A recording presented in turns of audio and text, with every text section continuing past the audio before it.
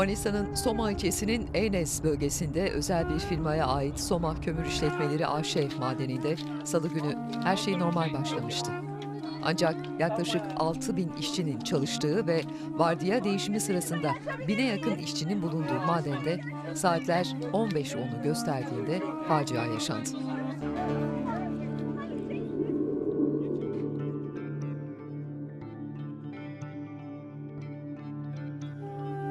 Patlama vardiya değişimi sırasında meydana geldi ve o sırada ocakta olması gerekenden 2 kat fazla işçi bulunduğu için bilanço daha da ağırlaştı. Benim kocam hala çıkmadı. Çıkmadı hala. Olsun göstersinler. Göstersinler bakalım. Şu an hepsi burada hazır olma beklemesi lazım. Her şey hızlandırmaları lazım. Çok yavaş işliyorlar.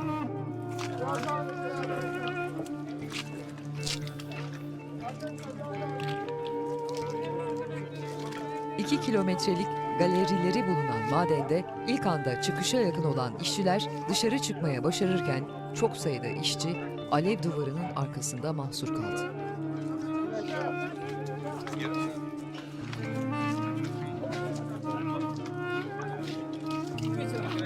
Geçin şöyle arkaya doğru geçin.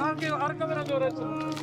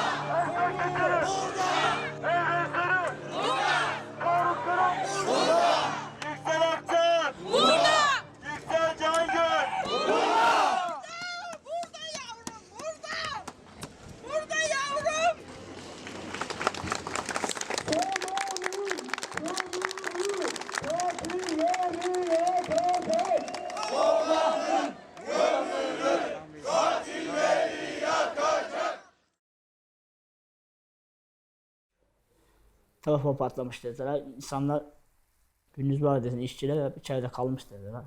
Yani inanamadık zaten, şoka girdi orada. Yoğun dumanın çıktığını gördük. Yani acayip bir dumandı zaten. Bembeyaz bir duman ocak girişinden zorladı. Koşarak hemen ocak girişinden içeri girdik, işte birinci girişten. Sonra işte yangın bölgesine kadar indik. Yaklaşık bir yarım saat 40 dakika falan sürmüştü bizim aşağı inmemiz. Dediler ki hani şefim buradan başka girişimiz yok. Ancak dediler pis havadan hani girme şansımız var. Dedi başka alternatifimiz yok. Bu havayı dediler tersine çevireceğiz. Oradan tekrar bir giriş yapacağız dediler. Yan taraftaki imbat madencilikten veyahut da demir ispat madencilikten şeyler falan gelmeye başladı, maskeler. Hiç görmediğimiz maskeler çıktı, işte o gün karbon monoksit maskeleri. Ondan sonra bir haber geldi. Bir yer açıldığını söylediler. Oradan canlı insan geldiğini söylediler. Ve tabii koşarak oraya gittik cihazlarımızı alarak, oksijen maskelerimizi alarak. Oraya vardığımızda ise yol boylarında yürüyerek gelmeye çalışan insanlar vardı. Onlara yardım ettik. Uç noktalara biz gittik çünkü cihazlarımız vardı. Uç noktalarda insanlar artık uyumuşlardı. Yaşayıp yaşamadıkları belli değildi ve biz onları yani tokatla, işte ne bileyim bir takım şeyler yaparak hani kendine getirmeye çalışıyorduk. Zaten kendine gelmeyenler ölmüştü. O bandın olduğu yer komple arkadaşlar birbirine girmişler zaten. Secde ederek kalmışlar. Kimisi dua ederek kalmış. Kimisi birbirine sarılarak bir şekilde, o şekilde dehşet bir şekilde kalmışlar. Kimisi bantlar çalışır da biz çıkar diye bantların üstüne çoğu binmişler. üst üste kalmışlar. Bantların aralarına gitmişler. Yani anlatılacak gibi değil. Sabahlara kadar bekledik. Her gelen ambulansa acaba içinden yaralı çıkar mı? Her ambulansın geldiğinde yapıştık ambulansa ama ambulanslar boş geldi. Birkaç tane yaralı getirdiler. O arada tabii helikopterler sürekli geliyor gidiyor işte sanki yani bir de duydum Uğur'un çıktığını duyduk. Uğur çıktıysa mutlaka bize ulaşır diyoruz. Telefonla arıyoruz. Cevap yok tabii. Ulaşılmıyor telefon. O zaman aklıma şu geldi. Muhtemelen de bu arkadaşlarım kurtarma ekiplerine katıldı. Ve nitekim de öyle olmuş. Artık kaçıncı girdiğinde kaldı o bilmiyoruz. Ama canlı çıkıp dışarı. En sonunda yakaladım. Fotoğrafını da yakaladım. Çünkü buradan arkadaşlar da söylüyordu yani Uğur'u tanıyanlar. Uğur çıktıydı diyorlar yani. Yani çok fazla insan vardı bir yere birikmiş veya bir yere toplanmış ve orada ölmüş çok sayıda insan vardı ve bu insanların kafalarındaki, baretlerindeki lambalar her biri farklı bir yöne bakıyordu ama alan çok dardı, çok insan vardı. Böyle bir ışık topu olmuştu. Orayı hiç unutamıyorum. İnsanlar üst üste yığılmış, hani böyle bir toplu bir savaştan çıkmış gibi o tür bir haldeydi. Sonra işte ölçümcüler bağırmaya başladı. Burada oksijen azalmaya başladı. Havasızlık var. Herkes geri çıkacak. Geri çıksın diye. Tartışmalar olmaya başladı işte talihsiz ekipler arasında, işçiler arasında, şefler arasında. Hani talihsiz ekiplerine ne diyor bak burada 2-3 kişi sağ alındı. Kaçamak bölgelerine gidin. O taraflarda insanlar vardır. Bak burada 2 kişi yaşadıysa kaçamakta hani sığınanlar vardır. Yani gidin bakın falan diye böyle bir tartışmalar olmaya başladı. İşte talihsiz ekipleri de diyor ki hani yani biz bu ocağı bilmiyoruz. Hani nasıl gidebiliriz? İşte kendine güvenen varsa alsın cihazlar gitsin. Deyince biz zaten hani o kadar arkadaşımız var. Hani daha önce çalıştığımız arkadaşlar, ekmeğimiz, suyumuzu paylaştığımız arkadaşlar, yani yukarıda ailesi bekleyen insanlar var. Çarşamba günü işte 11 civarlarında gece İstanbul'daki birader onu tanımış. Aradı beni. Abi bulduk dedi. Sormadım tabii. Yaşıyor mu diye sormadım. Çünkü o vaktin sonra canlı çıkması mümkün değil. Biliyorum çünkü. Yani o tür yangınlarda, gazlarda kurtulma olasılığın yok yani. Çünkü o karbon monoksitten 2 nefes aldığın zaman bitersin yani. İşte ocak girişine geldik. Orada işte başım dönmeye başladı. Yani baygınlık geçirmeye başladım. Dediler bunu şeye götürün, hastaneye kaldırın. Ben dedim çıkmak istemiyorum dedim. Çünkü dedim daha benim bayağı bir arkadaşım var içeride. Onları dedim almak istiyorum. Biraz dedim hani kendime geleyim tekrar dedim, devam edeceğim. Yok dediler sen şu an iyi değilsin işte bak solumakta zorluk çekiyorsun. Ben dedim çıkmak istiyorum kesinlikle. 271 ceset numaralarıydı Uğur. Önümüze geldi. Savcı açtı. Nereden tanırsın dedi. Aç bir göreyim dedim ya. Tanımak mümkün değil ya. Tanımak mümkün değil. Denizci asker olarak askerlik yapmış doğru. Bahriyeliydi. Marmaris'teydi. Orada dövme yaptırmış eline. Dövmeyi yakmamış ateş biliyor musun? Ya çok kötüydü. Yanık hepsi. Savcının sorduğunda nereden tanıyacaksın dedi. Sol elinden kaldırırsan altında bir dövme olması lazım. Kaldırdı baktı. Uğur mu? Uğur. Uğur ismi yanmamış. Sadece Uğur yazıyordu zaten. Dövmesinden tanıdım ben oğlumu.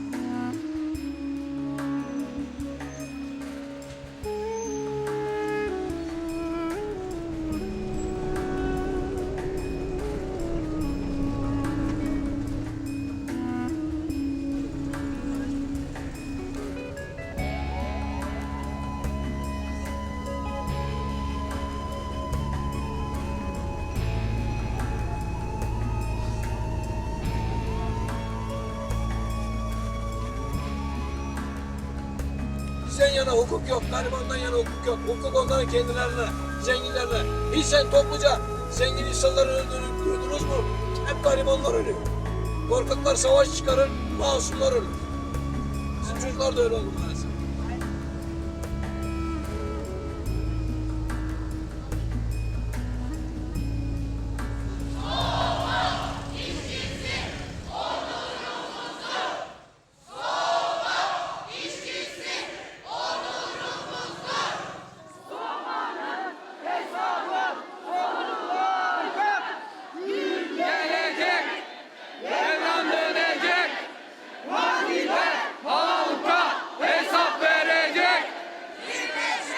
Birleşe kazanacağız. Birleşe kazanacağız. 336 gündür bekliyoruz. Tam 36 gündür acımızı yüreklerimize gömerek 301 canımızı bizden alan katillerin yargılanmasını istiyoruz. Ama şimdi görüyoruz ki tutuklu sanıklar günlük güvenlik gerekçesiyle mahkemeye getirilmeyecekler. Bizlere yaşatılan bu acıların hesabını sormak bizler kadar tüm Türkiye halkının da boynunun borcudur. Bizler tutuklu sanıkların mahkemeye getirilmesini ve ne diyeceklerse gözlerimizin içine bakarak demelerini istiyoruz. Soma Maden Şehitleri aileleri.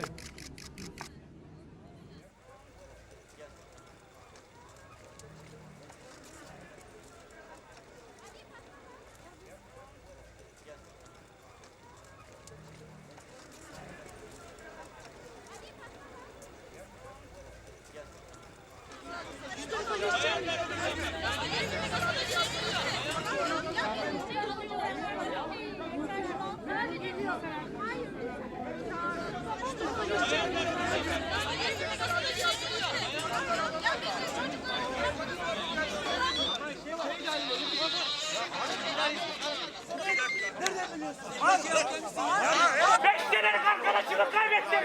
Kardeşlerimi kaybettim. Bir dakika. Hayır.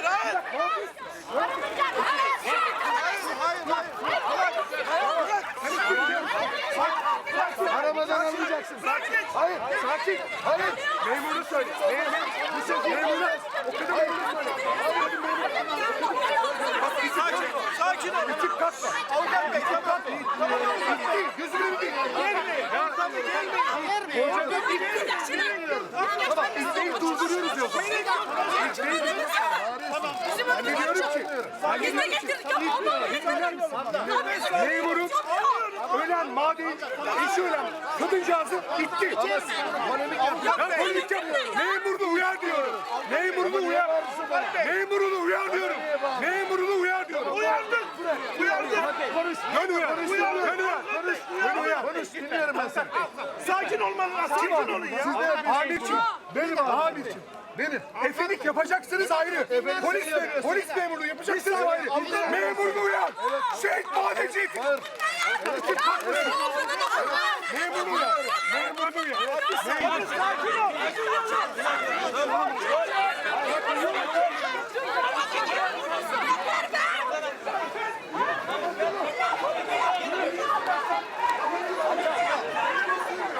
Hadi yap burada. Gel. Kapat şurayı, kapat. Gel kapat, çevir kapat. Kapat. Kapat. Al bakalım kapat. Kapat, dönüş kimse yok.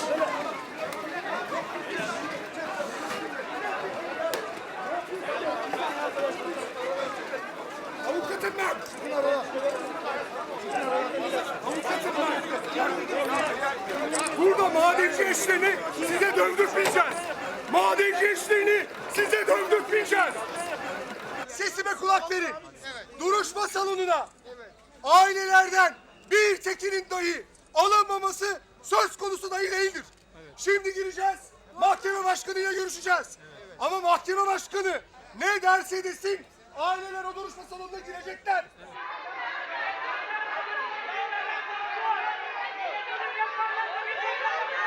Biz katil miyiz? Bizi niye polisler tutuyor? Biz katilmişler.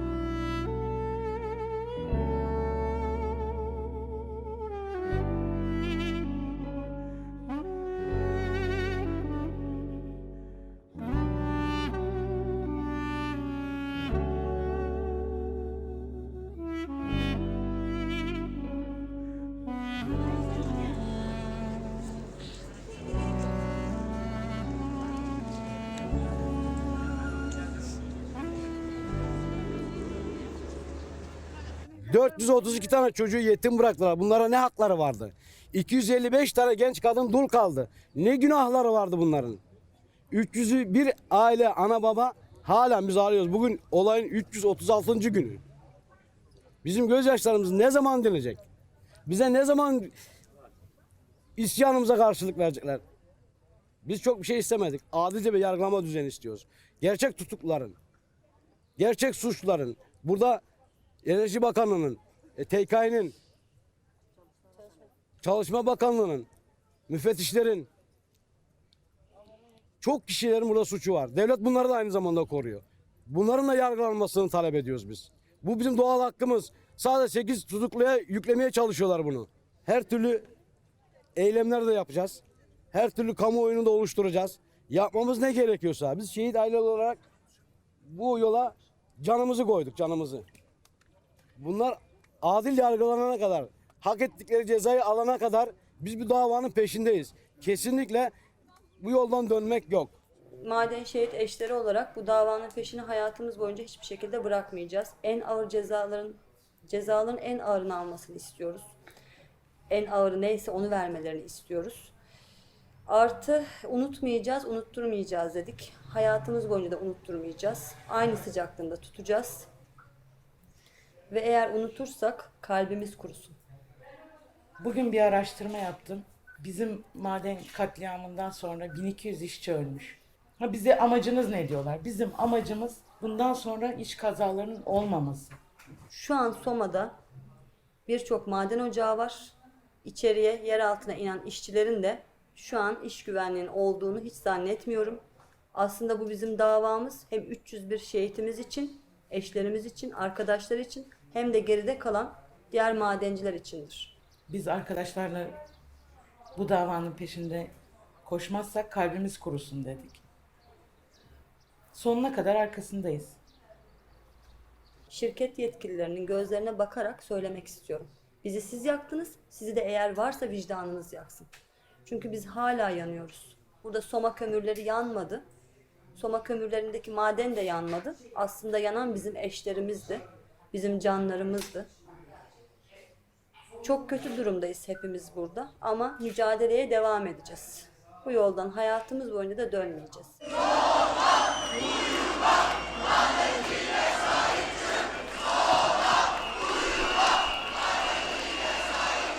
Bir tane 4 tane çubuğun üzerine tente gerilerek bir güneşlik yapılmış. Böyle güneşten madende oğullarını, eşlerini kaybedenler etkilenmesinler veya yağmur yağarsa ıslanmasınlar diye buraya bir çardak kurulmuş. Tabii normalde demokrasilerde çardak kurma izni diye bir şey yok ama insanlar o kadar tedbirli davranıyor ki madenci ailelerinin dayanışması için kurulmuş olan, Soma'ya şubesi açılmış olan Sosyal Haklar Derneği bir hafta önce kaymakama yazmış, biz madenci ailelerini misafir etmek için bir güneşlik kuracağız, nereye kuralım diye. Kaymakamlık olur vermiş, polis de buraya kurun demiş, güvenlik çemberinin dışına. Vali Bey Akhisar internet haberden bunu okumuş, yıkılmasına karar vermiş. Memur Bey, burada şu an yaptığınız yarın yasa dışı. burada gerekli basın açıklama yapacaksınız, gerekli toplama yapacaksınız. Bir sıkıntı yok. Bir Sadece, hafta önce tebliğ edilmiş evet, bir yeni ülkeye, aldığımız, izne şimdi gelip evet. gece yarısı tebliğ edip Evet. kaldıramazsınız. Tebligat kanununa aykırı bir Uygun iş olmadığını, yapıyorsunuz. tamam. Çadırı, buradan bu çadırları, izinli çadırları kaldırırsanız memur bey, Evet, şu an suç izinsiz oldu işlemiş ama. olur Neden şu an. olabilir? Arkanızdan koşacak hali yok. Sabit duracağı için bir sıkıntısı yok. Arkadaşlar not edebilir miyiz? Kim tebliğ ettiğini iddia ediyorlar?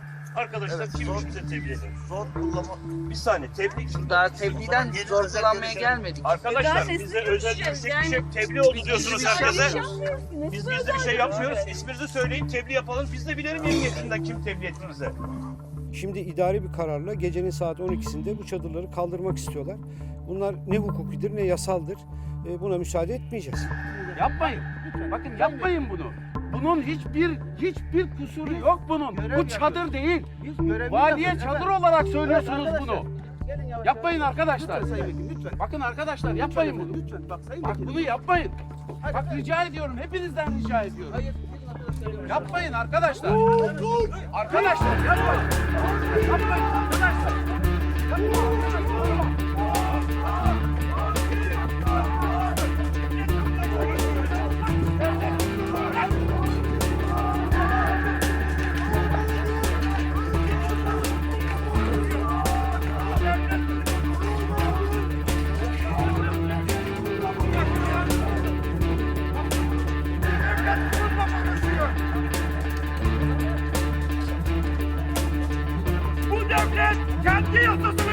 çiğniyor. Bu devlet kendi yasasını çiğniyor. Daha düne kadar izin diyor. Sabahleyin izin veren devlet 2 tane çadırdan korkuyor burada.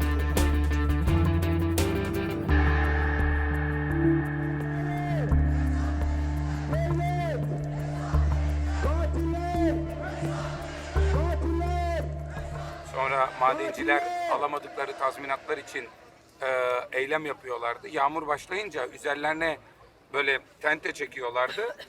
Tabii böyle bir karışta ileriye doğru açıyorlardı ki yağmur sızmasın diye. Vali de gecenin 2'sinde talimat veriyordu.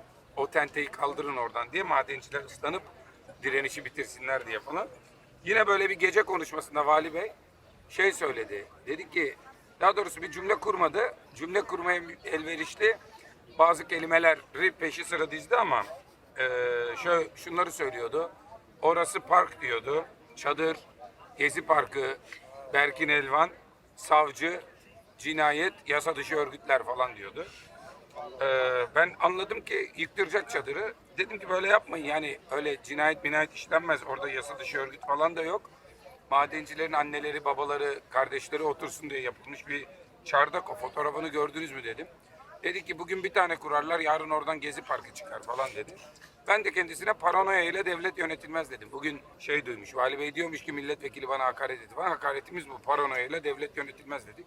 Kader dediler, devlet gerekli her türlü yardımı yapıyor dediler. Allah bir kapıyı kapattı, yeni bir kapı açtı dediler. Çocuklarınızın geleceği kurtuldu dediler. Ekonomik kısmi düzeyde de olsa bir kazanım elde ettiniz dediler. Afet dediler, fıtrat dediler, dediler. Bu bir katliamdır. Bu bir kaza değildir. Bile bile öldürdüler. Ölmediler de. Yani orada ölmediler. Orada öldürüldüler göz göre göre. Kömür niyetine yaktılar yani. Çürüttüler. 5 gün boyunca benim eşim çıkmadı. 5. gün defnettik biz. Cumartesi günü. 17'sinde daha sonra madenin kapısı örüldü. 5 gün boyunca benim eşimi orada çürüttüler. Ve biz eşimi yüzünü bile göremedik. Eşimin yüzünü bile göremedik biz orada. DNA ve parmak izlerinden bulundu. Akhisar Adli Tıp'ta. Biz kaç tane eşimiz, hepimiz genciz. Bu yaşta. Ne hakları vardı ya bizim eşlerimizi öldürmeye? Bütün işçiler farkındaymış ama hiç kimse dinlememiş. Benim eşim çok söylemiş, yani maden çok sıcak, çok sıcak. Ama hiç kimse dinlememiş. Sizin zaman ama bizim zamanımız çok farklı diyordu. Yani biz hiç çalışmasak bile oturduğumuz yerden böyle şapır şapır terliyoruz diyordu. Yani ocakta müthiş bir ısınma var dedi yani.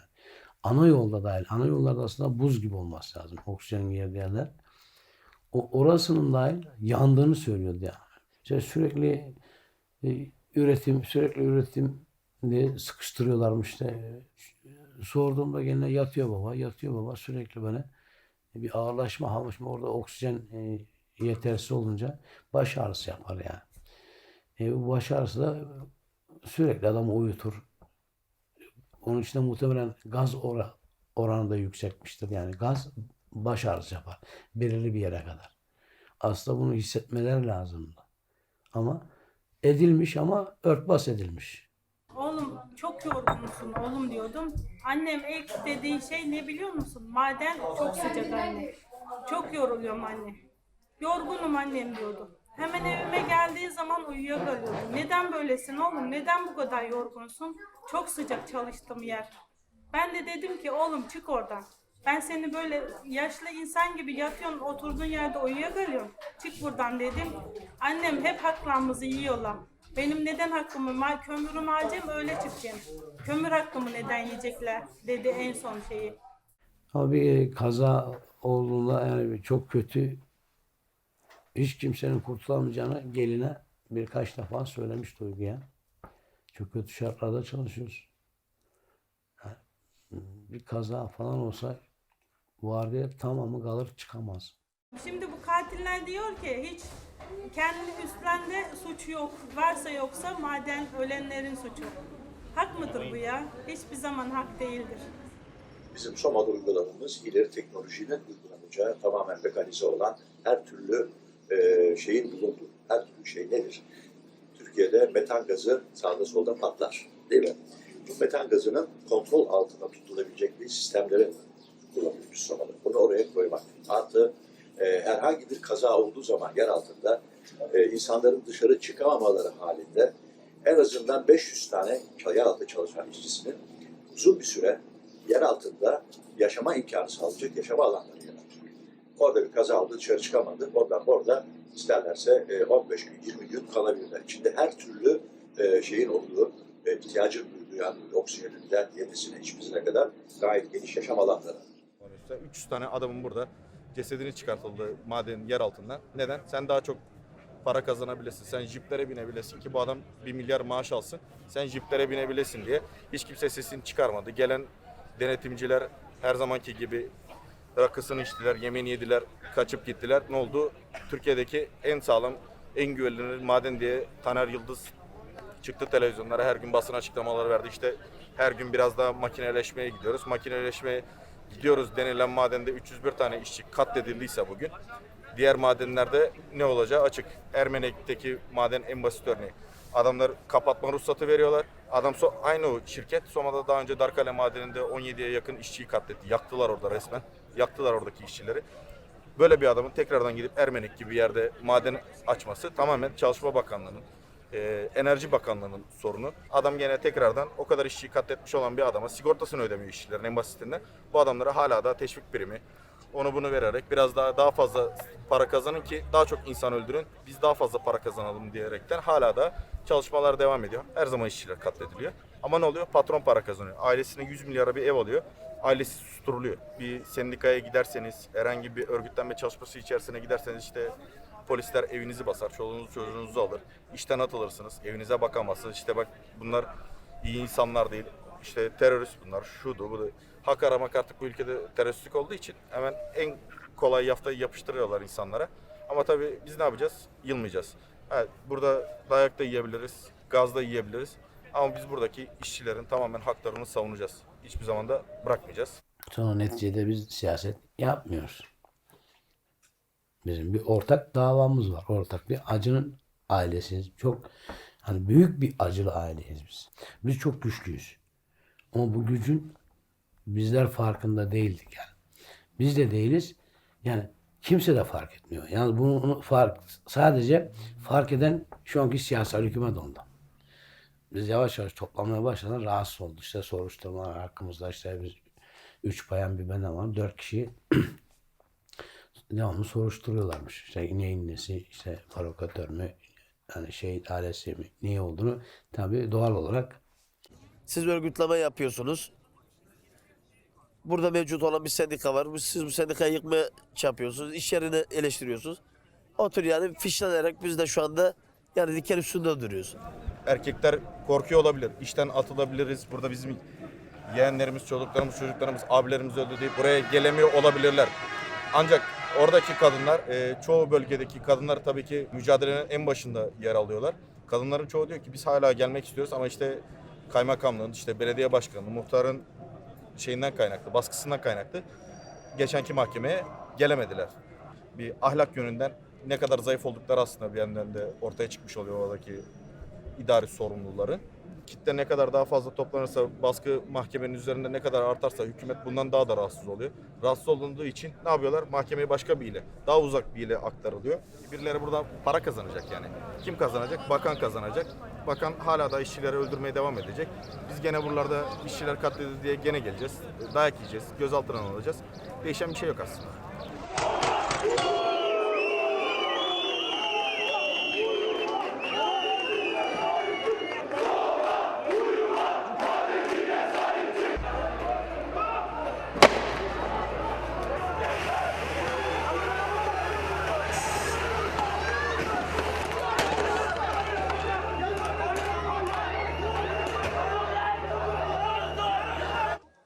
Arkadaşlar bir şeyi açıklıkla itiraf etmem lazım. Sizin kazandığınız paraların benim kazandığım paradan daha helal olduğuna inanıyorum. Sizler daha fazla emek veriyorsunuz. Bunu canı gönülden söylüyorum. Sizler sıkıntılı ve yoğun bir iş ortamında ailelerinizin ekmeğini burada kazanıyorsunuz. Zor bir iş yapıyorsunuz. O yüzden arkadaşlarıma diyorum ki TK Genel Müdürümüze ve bütün madencilikle alakalı çalışanlarımıza ne yapın öncelikle işçi sağlığı ve iş güvenliği ile alakalı önlemlerinizi alın. Ondan sonra da kömürünüzle alakalı işlemleri yapın. Bunları yapmadan hiçbirinin bir önemi yok, biliyor musunuz arkadaşlar? Bizler yerli kaynağımız olarak kömürü çıkartmak istiyoruz. Bu doğru bir şey, bu iyi bir şey. Ama hiçbir işçi kardeşimin sağlığı kadar bu önemli değil.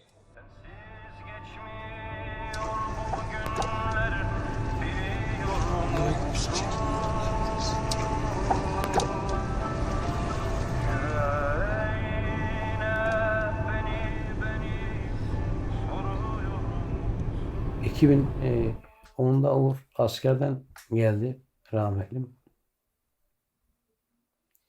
Ani evlilik kararı aldı. Evlendikten sonra biraz sağda solda çalıştı. Baktı olacak gibi değil. Madene girme kararı aldı. Benim imkanım olsa çocuklarımın madenci olmasını istemiyordum.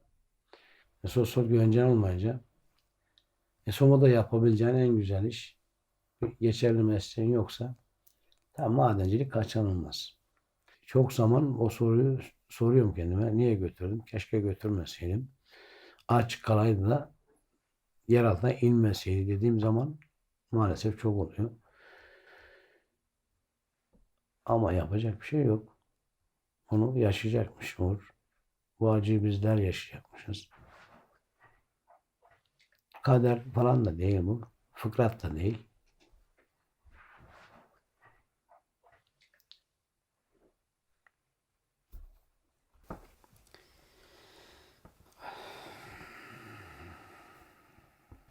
Uğur hayat dolu bir çocuktu. Çok harika bir babaydı. Mutlu bir yuvası vardı. Çok kazanmıyorlardı yalnız. Ama mutluydular. Maalesef erken gittiler. Hayalleri çoktu. Çok hayalleri vardı. O kadar harika hayalleri vardı ki. En büyük hayallerden bir tanesi bir yazlık almak. Küçük de olsa bir yazlığım olsun derdi. İşte yazın bir ay gideyim orada kalayım. Öyle bir hayali vardı. Bir gün önce, o gün akşam İsmail Ayaz'ı çıkardı yukarı. Erkenden çıkardı geldi. Ben de işe gideceğim yarın. Erken yatayım baba dedi. İsmail'i sevmiş, işte böyle koklamış.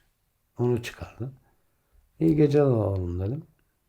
Söyledim bu yani. En son söyledim. İyi geceler oldu. Ama uyanamayacağı bir gece oldu.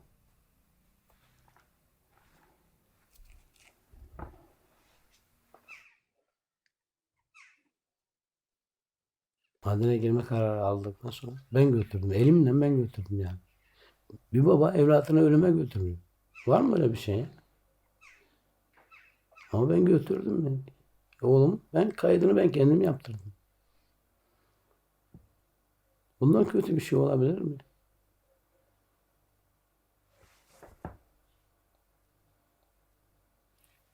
Bizim iyi geçen bir günümüz yok abi. Yani her baktığın yerde oğlum gözünün önünde. Çünkü biz ona daha doymadık.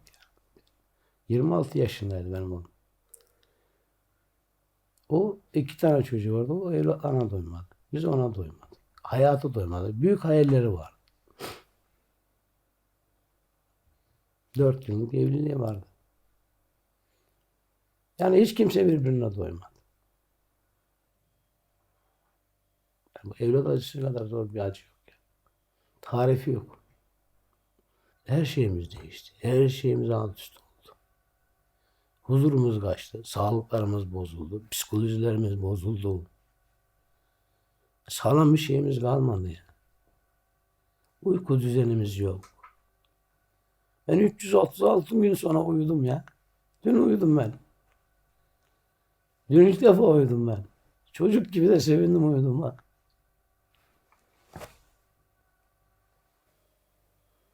Bizim çocuklarımızı tarih unutmayacak. Ama bu sebep olanlar da Cenab-ı Allah affetmez. Biz zaten affetmiyoruz. Cenab-ı Allah da affetmeyecek bunları. Tarih bunları da unutmayacak.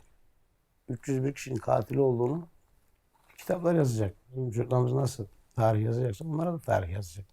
Ama onları katil olarak yazacaklar.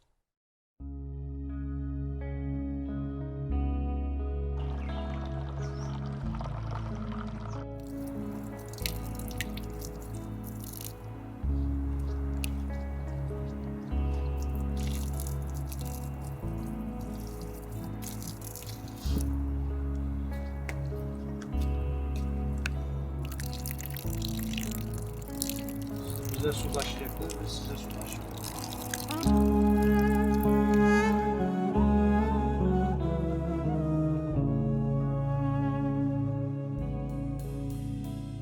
Eşi ölmüşe dul, babası ölmüşe yetim.